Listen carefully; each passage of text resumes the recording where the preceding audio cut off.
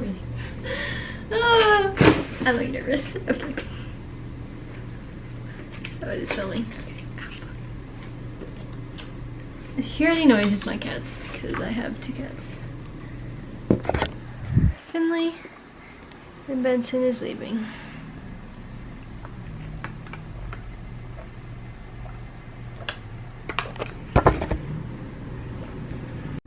Okay, this is not tall enough. Hold on.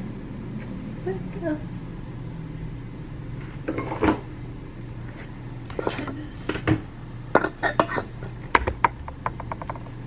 There you go. So, from the title of this video, my life has been really crazy. And, I feel like I'm finally doing what I need to do for myself right now. I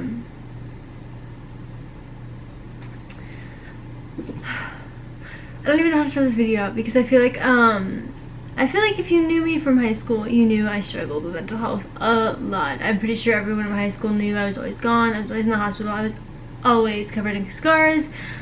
You know, I had to run for my money as a child, and I never wanted to take care of it. I never wanted to put myself first because throughout high school I put teachers and other people first. And then after, I started to put other people's feelings first and like my guilt first instead of what I should be doing. So my senior year of high school, they diagnosed me with a bunch of shit in high school. The only thing that they diagnosed me with was depression in high school. That's the only thing I was diagnosed with besides cutting.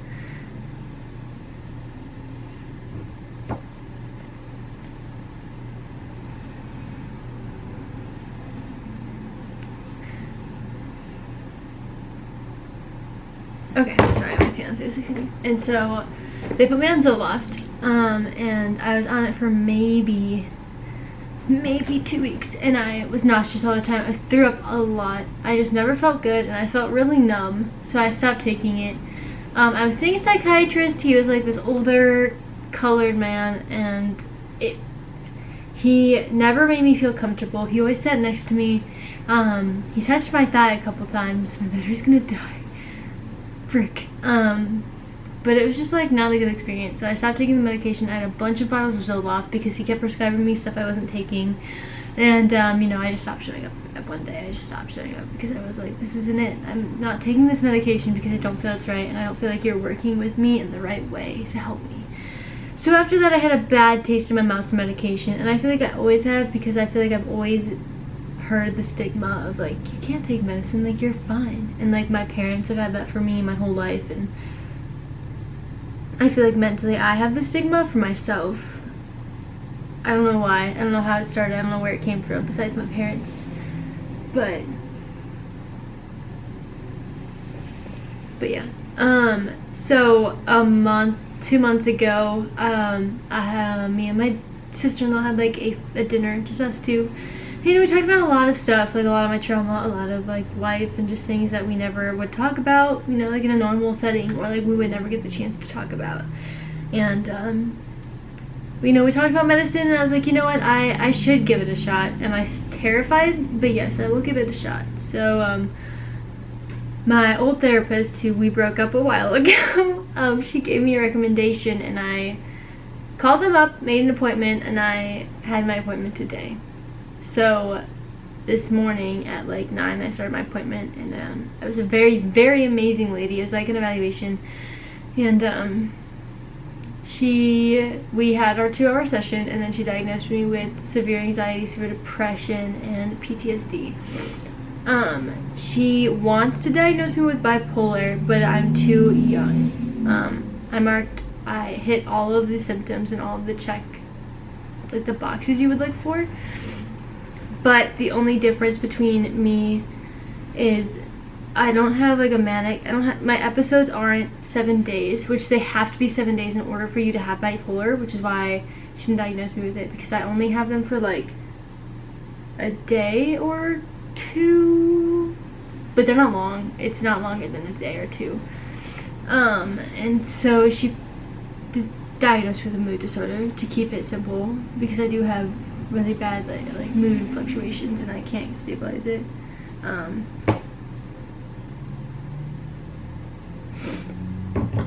And yeah, so I start therapy with another counselor there soon, probably within the next 3 weeks, and then I keep seeing her every 3 weeks. She prescribed me 2 medications. She prescribed me one for like my mood disorder and depression and anger, and then the other medication, which she said not to take, but she still gave it. She still it still went to CVS or whatever, so I'm not going to take it yet because I'm too nervous. It's medication to stop night terrors, and I take it once a night, and it's supposed to help with night terrors. And so yeah, and I'm just like really excited to start like medication and like have someone that I feel like actually cares. And like my sister-in-law drove me to the appointment, and I just feel so supported right now, at least. And like I feel like I'm getting myself on the right track to become a mom and all these other things, and I'm just really excited. And I have to go to a doctor because when I was in middle school, when I was in 8th grade, like the summer of 8th grade going into my freshman year of high school, I got a concussion, a severe concussion. And ever since then, I've had really bad migraines and headaches, and I really need to get them under control. And everyone just keeps saying I'm dehydrated, and like I probably am, but like there is something wrong, and I know it, and I faint. So I have to go get it to a doctor to go get that checked out. I went to like a gynecologist this week, so I feel like I'm like starting to actually like take care of myself, and it's just like a new feeling. And like I'm definitely terrified to start taking medicine, and like I still feel like if I take medicine, like I am less than human because I have to take medicine to feel normal. And it's like a hard thing to get around, and like it's literally just like my ego getting in the way, and like medicine doesn't hurt. And I have all my friends are on medication, and I don't give a shit. They're humans, they're beautiful, and I love them all individually, and I don't care that they take medication. But like for myself, why can't I feel like that? Like I have to, like I'm holding myself to like a really high standard that like shouldn't even fucking matter at this point. So yeah, we're gonna start this medication tonight and see how it goes. I really want to start vlogging like a bunch of things in my life going on, and like I want to be like more of a YouTube and get myself out there. So yeah. But me and my fiance are having a trip this weekend, so I really gotta go. And he's like waiting for me. But yeah, I will be vlogging this trip and also my mental health journey, so let's get going. Thank you guys so much for watching this video. I know it's like really short and random, but just something in like my like what's actually going on in my life I thought should be out there so that people can relate if they're having trouble with medicine or anything. Bye. I know something sucks, but you're just gonna have to move on. It's like literally 4 hours later, like I'm on. It's like 5 hours later from when I made that first part of the video, and I'm about to take my medicine for the first time, and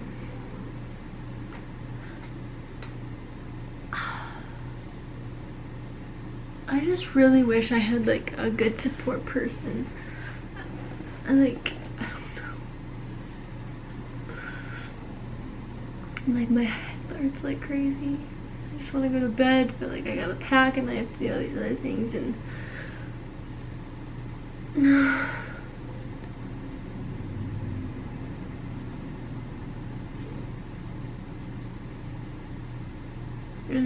I got to spend some time with my nephews, and I just love them so much, and I just look at them and I'm like, I just hope to God that they never ever have to go through anything so painful in their life.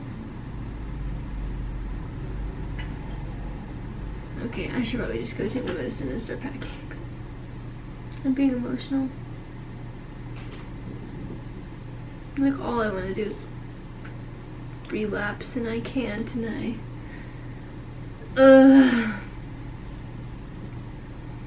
should stop talking. It's just hard.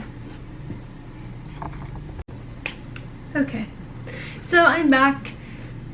So last night I took the first day of my medication, and she said that would make me really drowsy, and I feel like, so I took it, and then ended up going to my friend's house because was like really struggling emotionally. So I was like, I'm just gonna go to my friend's house. And so I just stayed the night there, and I got no sleep. I was in pain all night. I like just felt super nauseous and like really bad stomach pains, and just did not get any sleep and just a huge headache the whole night. So I feel great now. I still have a really bad stomach ache and like really nauseous, but I don't know if that's like the medication. So I'm like, I'm gonna keep trying it before I text my psychiatrist and be like, this isn't working. Because I have a track history. At least last time I took Zoloft and I stopped taking it like 2 weeks in because I was just super sick and my psychiatrist wasn't listening to me at the time, which I kind of already explained. But so she told me that if I have any issues just to text her and don't stop taking it. So we'll see. I feel fine right now. Like I feel great besides like a little bit of stomach pain. So I want to give it a couple more nights before I'm like just want to see if like it was because I was sleeping in someone else's bed, or if it's just like a side effect of the medicine, and I don't know yet. So I kind of just want to like wait it out a little bit longer before I text her. But yeah, it was a really rough night, but I feel really good now. So I guess that's a plus. I feel good.